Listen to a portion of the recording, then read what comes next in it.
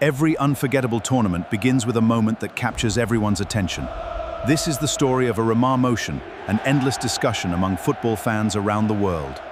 On July 2nd, an online betting market appeared with one very specific question.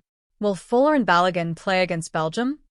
At first glance, it seemed like a reasonable market, except for one detail: the timing. That market opened on the exact same day Balogun received a straight red card against Bosnia and Herzegovina. Under FIFA rules, a straight red card automatically carries a one-match suspension. According to the rules, he was definitely unavailable for the Belgium match. Yet someone believed there was money to be made by betting that he would play. 3 days later, on July 5th, FIFA's disciplinary committee announced that Balogun's suspension had been suspended, making him eligible to face Belgium. Now here's what turned an unusual coincidence into a major headline. During this World Cup, 15 players received red cards.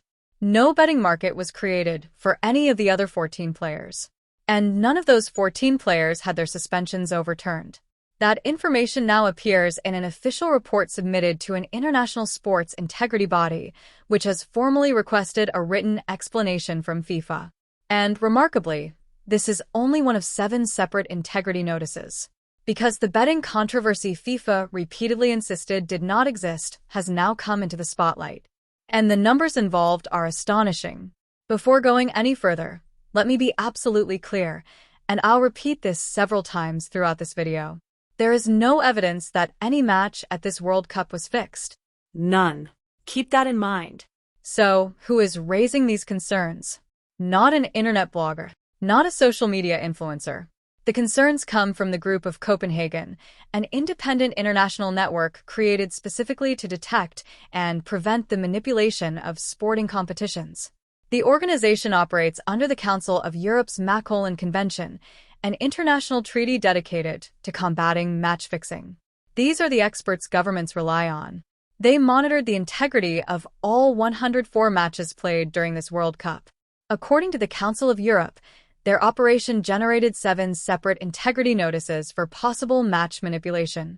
The scale of betting they monitored is almost difficult to comprehend. The group estimates that approximately $240 billion was wagered on this World Cup. $240 billion.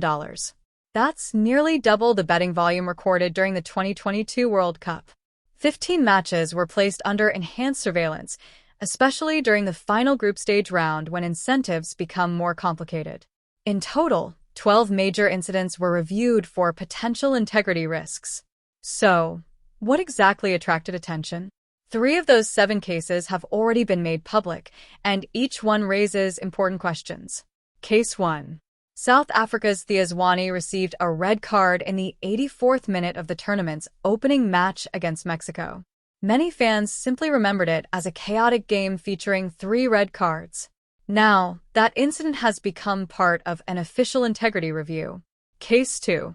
Prediction market platform Polymarket handled nearly $4.8 million in bets on Spain not defeating Cape Verde during the group stage. Not on Cape Verde winning. Simply on Spain failing to win. The match ended 0-0. Spain later became world champions after conceding only 1 goal during the entire tournament. Was it simply an incredible underdog performance by Cape Verde? Perhaps.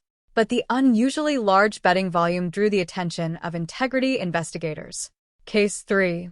Spain had a goal scored by Ferran Torres ruled out after an unusually long 3.5-minute VAR review during a match they eventually won 4-0 over Saudi Arabia. In a match already decided, that delayed decision had no impact on the winner. However, modern betting markets allow wagers on individual goals, cards, and countless in-game events. Removing a goal several minutes after it was scored can significantly affect those betting markets. That illustrates how football betting has fundamentally changed. Today, many bets are no longer placed simply on who wins. Instead, they're placed on individual moments within a match. As Council of Europe Secretary General Alain Berset explained, betting has moved away from match results and toward individual moments a single player can create without affecting the final score. That changes everything. Manipulating an entire match would require multiple people. Influencing a market based on a yellow card, corner kick, or throw-in might require only one decision by one person. Bersay summarized the risk in just 6 words. It is an open door to fraud. Again, this is not proof that any match was fixed. But according to him, the opportunity for abuse has grown dramatically.